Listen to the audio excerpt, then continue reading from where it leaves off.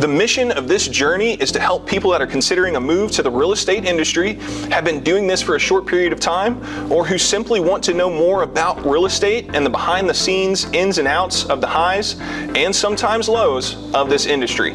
Welcome to Real Estate Simplified. Yeah. We're back for another episode 3 of Real Estate Simplified. Yes, that's the name of it. I don't even feel like I told you the name of the podcast. I didn't know. So Real Estate Simplified. You're here with me, Brandon Kayla, and I've got a good friend of mine that kind of started in real estate the same time I did, right around the same time.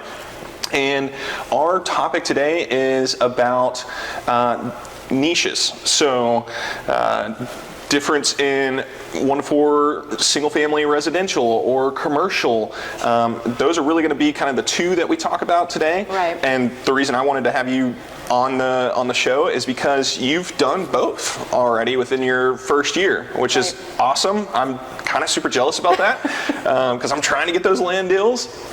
And maybe some people that are listening or watching, they're wanting to get some land deals, or they aspire to commercial or industrial or those land opportunities. But kind of like me, they're wanting to really get their feet wet or dip their toes in on more of the single. Their bearings underneath them in residential. 100%, right. Like start to understand contracts, start to understand negotiations, start to build their partnerships, whether it's insurance or title or mortgage, and then kind of tackle that big beast. Confidence is one place, and then you can kind of spread that confidence out. And so that's really what we're going to be talking about today is your switch, because obviously you're still doing a little bit of residential. Right. I shouldn't say a little bit. Yeah, you're still doing residential. Yeah. Sorry, don't want to knock that down because you're doing awesome stuff. But you're really getting into more of those big development type of opportunities. So just really wanted to talk about your transition into that, and then kind of some things to consider. So, I'll stop talking and you can introduce yourself and where you're at in your real estate journey and what that has looked like, kind of switching over as a primary focus. Yeah, absolutely. Thank you. My name is Crystal DeBacker, first of all. I'm with Craig International now. I met you obviously at EXP when I started my career focused specifically on the niche of residential. I moved brokerages to Craig International because I did kind of come across those land deals, whether they were residential or commercial focused. My initial land deal that kind of got the ball rolling was purely residential. It just happened to be raw land from Sphere. That's the key there, right? And that we can always kind of walk it back as far as still how I got that. But absolutely. Got the 10-acre residential land. The buyers that ended up being career-changing clients. They became my clients. For sure. I was able to move from there to listing another piece of property, and that was just from having a good relationship with them. I took the time to educate them for that property and kind of what was going on, the market. Just kind of took the time to have genuine phone calls with them and meetings, and then they discussed with me a property that they were going to be selling, and that buyer fell through. So they came to me to find out if I had anyone, and I did. So I was able to represent them on the sales side of what happened to be 82 acres. That was residential, but it was really for developmental land. Zoned residential. It was zoned residential, exactly, and sold to developers that were going to, plot it all out for single-family households. And that really got the ball rolling. With that same.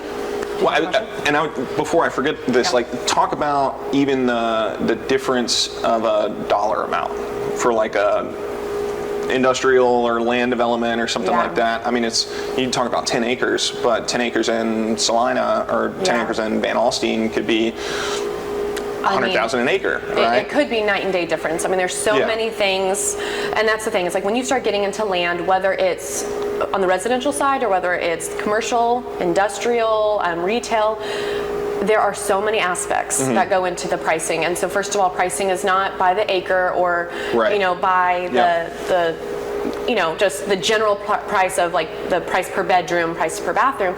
You're looking at a price per square foot, which is very different. I mean, it's a different mentality to start hearing, okay, that's $5 a square foot. Okay, this is $20 a square foot. I mean, you have to know how to see that number and analyze it. And we were kind of talking about that yesterday. As we were preparing for this, you were like, oh, it's $4 a square foot. I'm like, what do you mean $4? Right. It's just a completely different mindset. Exactly. From residential and details to research. So when it comes to that, one of the biggest things that you need to find out is utilities. Are there utilities to that land? Do you have to pay as a developer? If you have to pay for there to be water, electric, and sewer out to that property, that is a huge chunk of your investment. Huge chunk. Yeah. And so to price out land, you have to be forecasting. And so that's where we've discussed before the FLUP, which is the Future Land Use Plan. And that's something cities... It was a new word, acronym for me yesterday. Yeah. And new to me as well, as I kind of got into this niche. So every city is going to have a FLUP, or Future Land Use Plan. Right. And that means that every part of land within the city or within the county that it's representing is planned for. Now, it's not set in stone necessarily, but if a planner looks at that, it's like, okay, this will be very nice as a city, as a community, if we put these acre lot developments over here. We can do more of the high density developments here. We'll leave this area for residential, or excuse me, for industrial, or this part's going to be retail. This is how we want our community to look. And they've already got that planned out. So when you see a piece of property... Years in advance. Years. We're talking 20 years in advance, typically. This isn't like and we'll dive into this a little bit more, but like the start to finish, or from birth to death of a transaction. I mean, we're talking about years, not months. Not at all.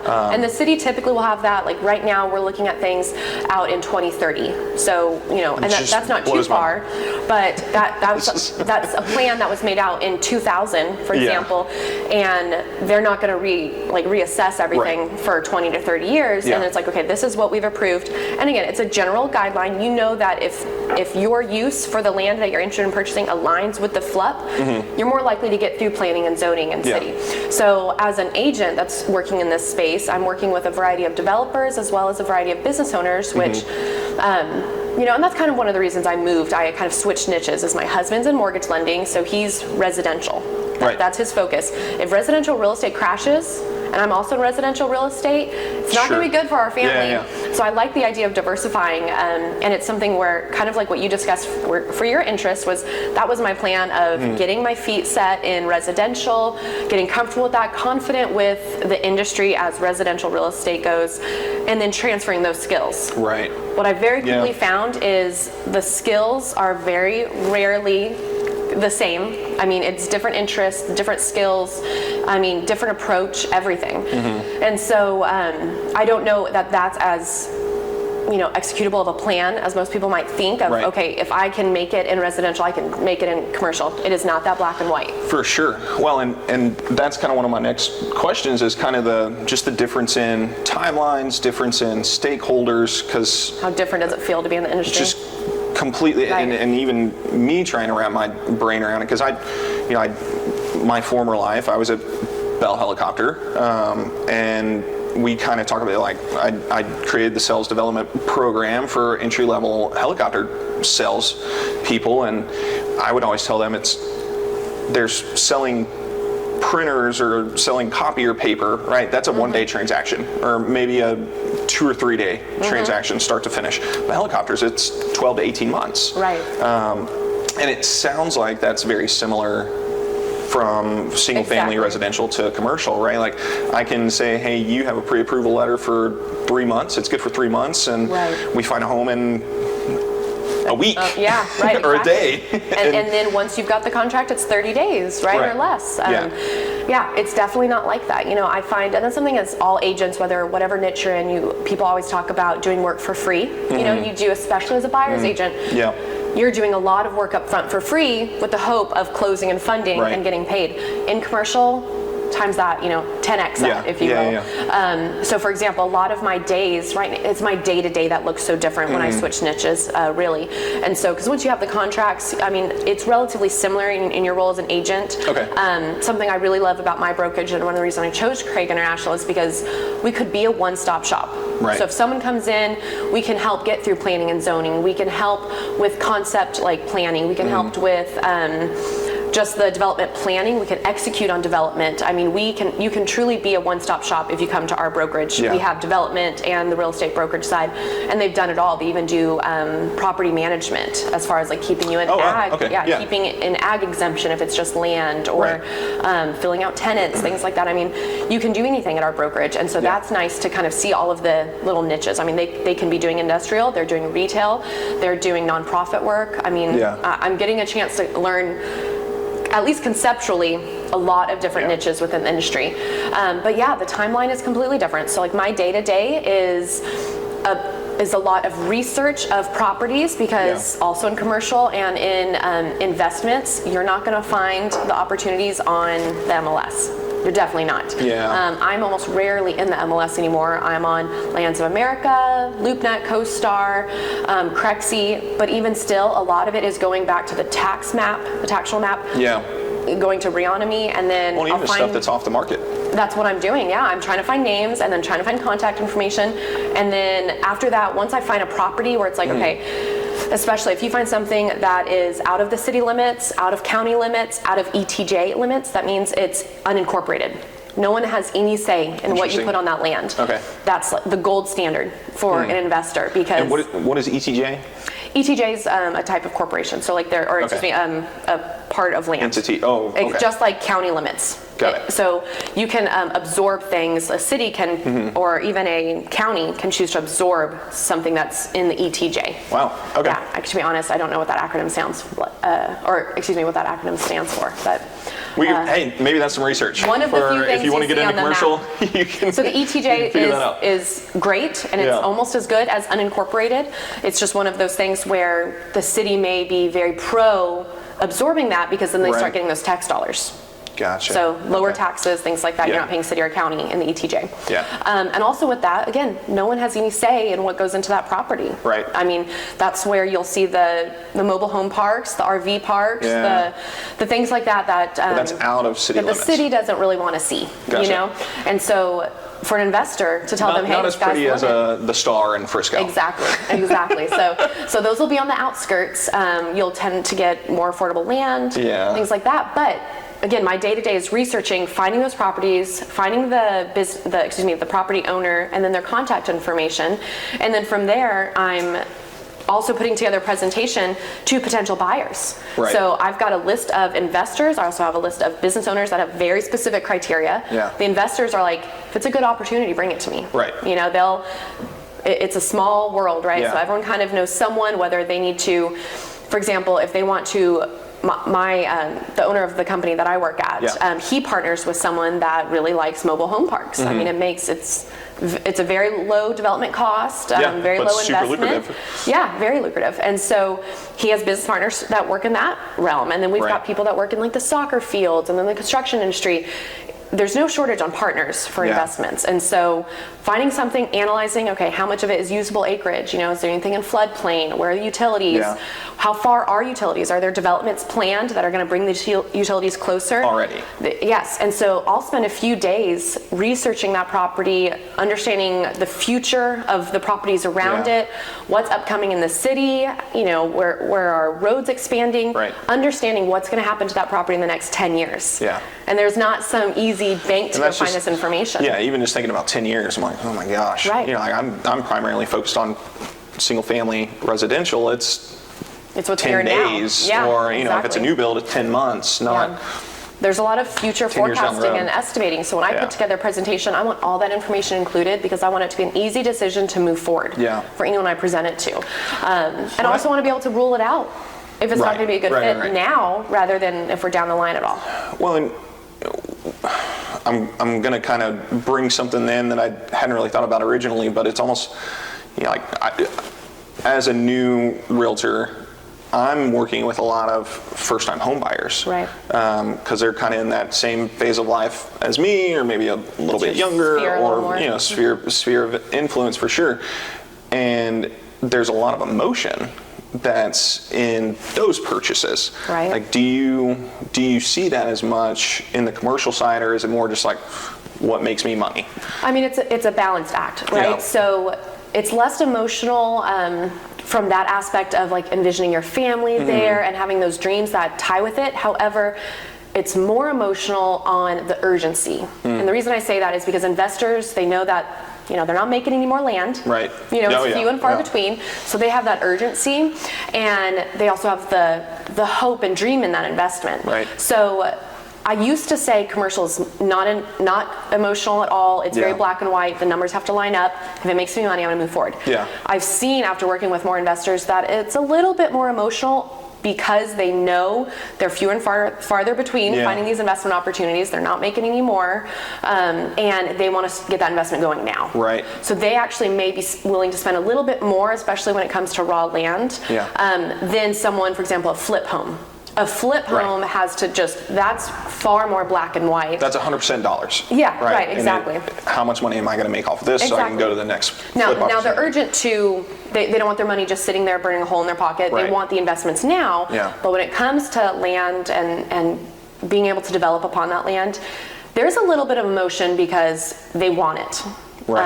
And so it's just a different emotion. Yeah, well, and that's, And typically it's coming Yeah, from a that's very just- educated place, whereas sure. the emotion from a first-time home buyer, there's a lot of hand-holding. Nothing wrong with this, of Yeah. course. That's why they come to professionals. But you're walking them through every single step of the process, holding their hand, easing their mind, educating them. It's a lot of involvement. Whereas when on you're, like the first time home yes, buyer. with a Yeah, first-time home buyer. 100%. Whereas with an investor, this is typically their business. Yeah. They've been through this.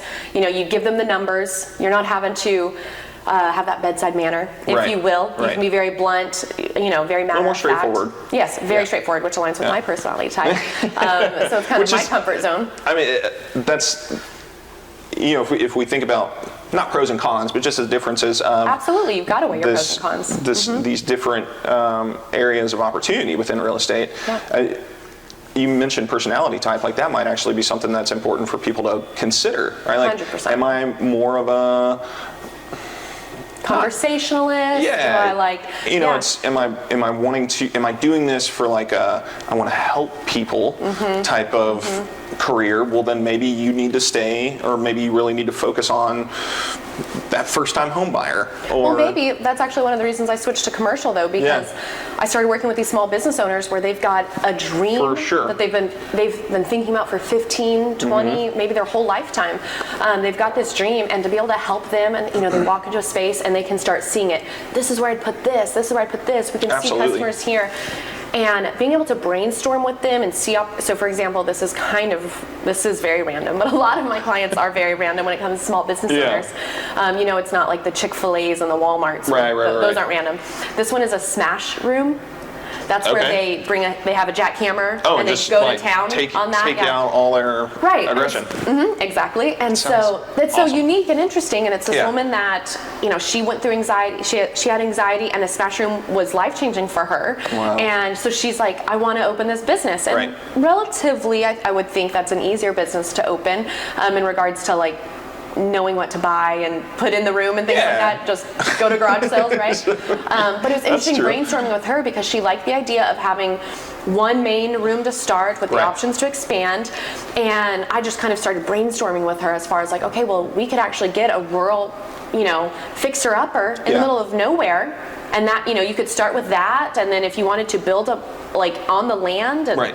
like that's an option. Build You don't have to onto just the be house retail or- strip. Yeah. Yeah. Now, not that this was the best idea, Right. but just being able to brainstorm and envision with them and talk about like what they like, pulling out the dream that they have in their mind. For sure. I absolutely love that, and it's very personal, as you know, very similar to people picturing their family doing life Yeah. in their home.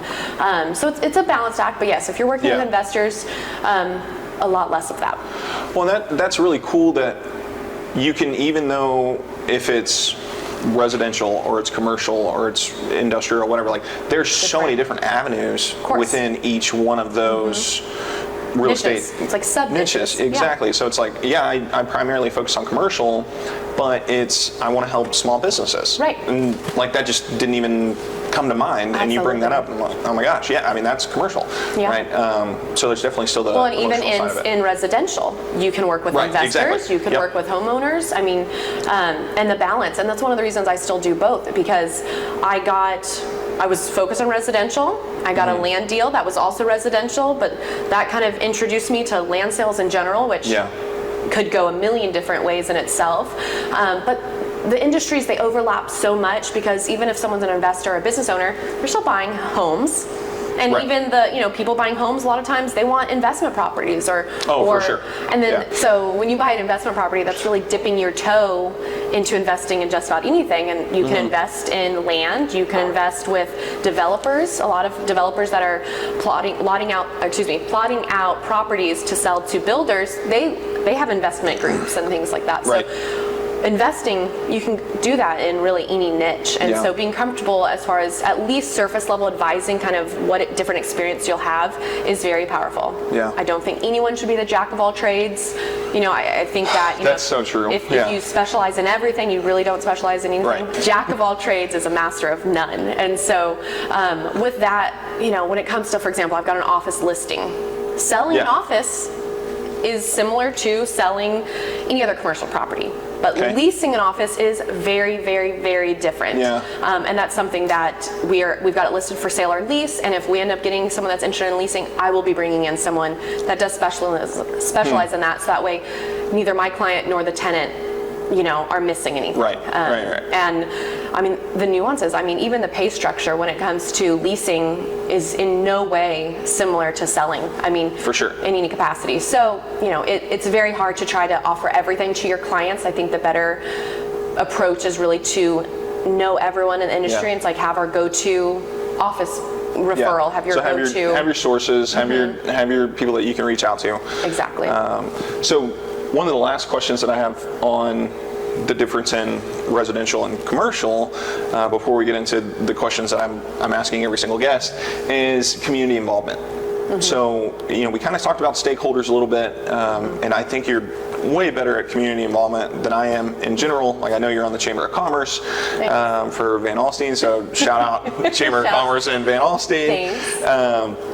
And you're definitely, you're out, you're meeting people, you get to know people, you're building relationships, and it sounds like that's almost even more important in commercial, because it's definitely more of a kind of who or like you trust your certain people, you trust your certain circles, or like I'm going to work with Joe Bob because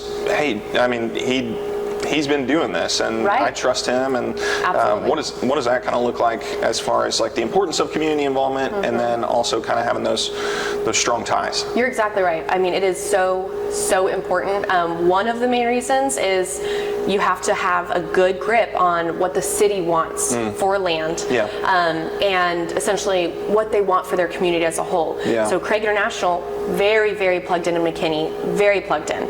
They know everyone on the city council. They know that very closely. They know the city planner and the mayor. They know the decision makers. And the biggest benefit of that is knowing they're truly knowing what they want for the community as a whole. So for example, if you wanted to put some urban living up, aka multifamily, you want to know what the city wants to make that possible. You want to know what the city wants to do a single family residential development. They want this much to be just aesthetically pleasing and activity based, where it's like trails or parks or connecting it to the lakes, things like that. You want to be on the same page as them, and really the only way to do that is to be involved. It's not near as easy as a Google search. Well, and getting in front of the right people. Too. Because I could, for instance, want to work with a customer or an investor that wants to put in a dog food shop or a pet shop, and it's literally not zoned for that, right? So like I could be wasting my time, I could be wasting their time, looking for those type of investment opportunities if I don't even know. So much of commercial and land happens off market.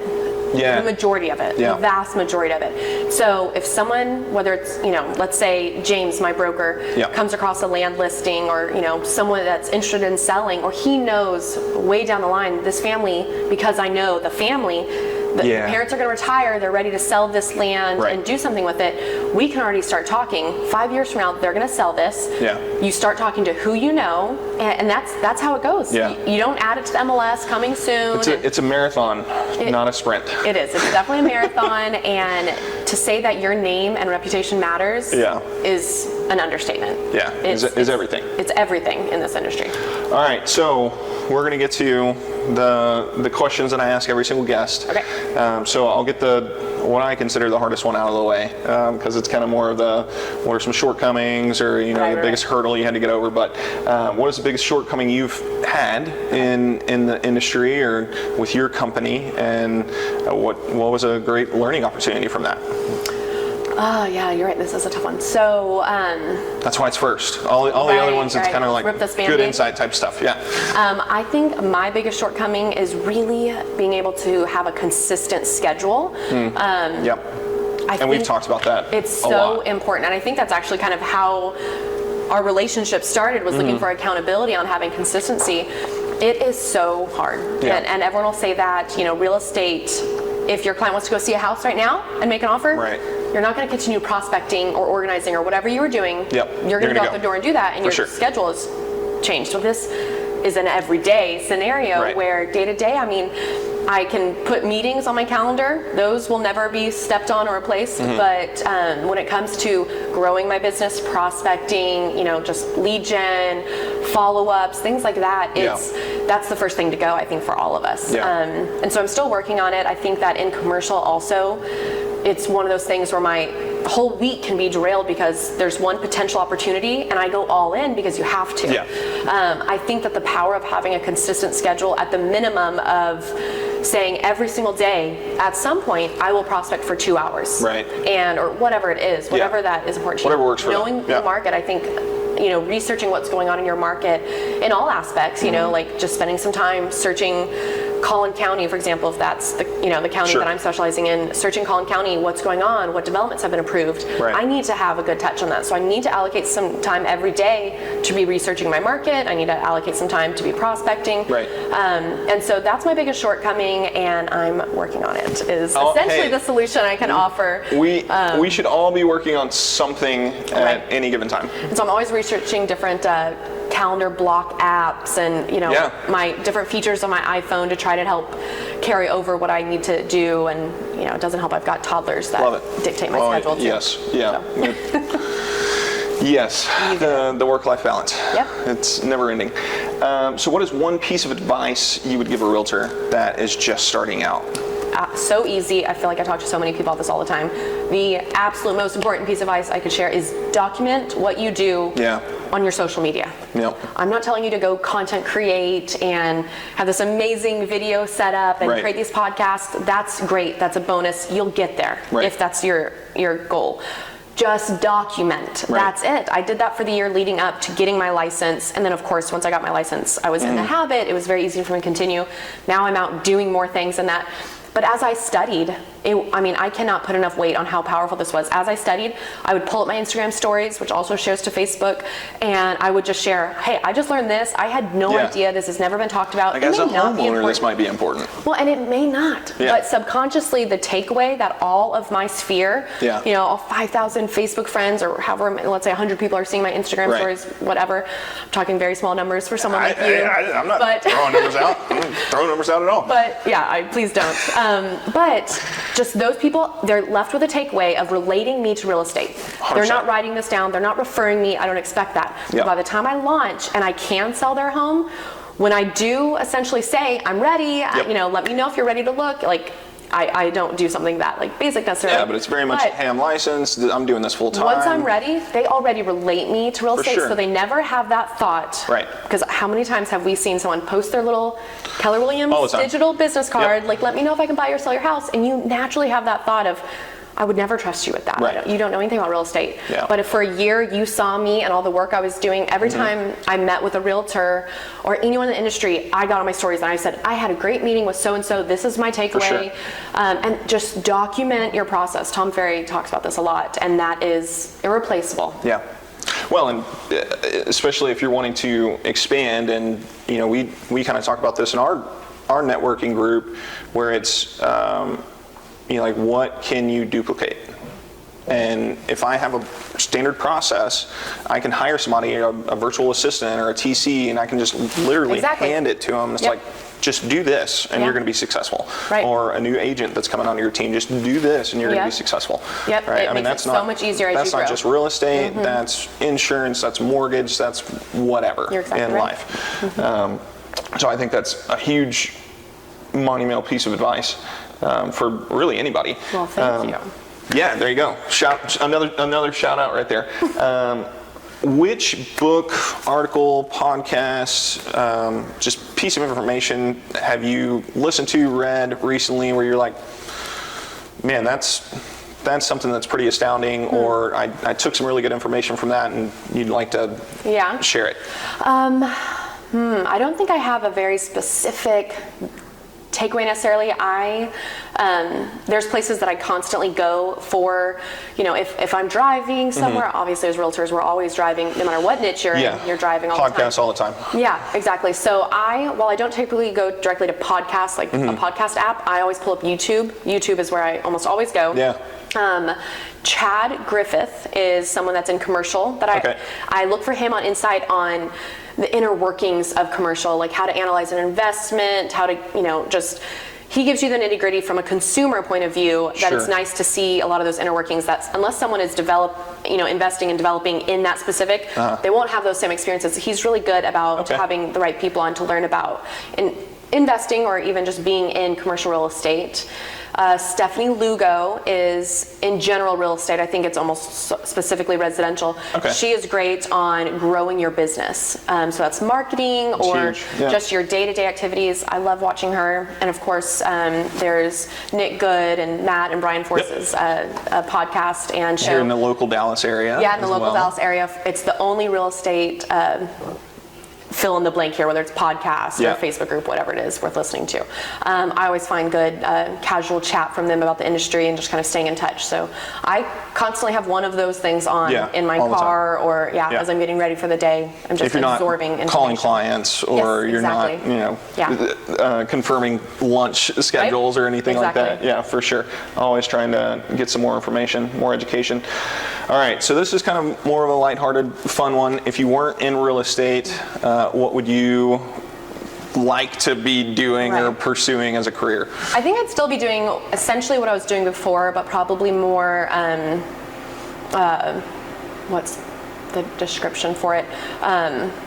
I was in marketing before, and so I think I would just be a subcontractor essentially in that sense. I'm forgetting the phrase for it, but I love marketing. I love the creative aspect of it, but then there's also a very analytical aspect. If you're sending out emails, you're analyzing all the numbers, and I love that.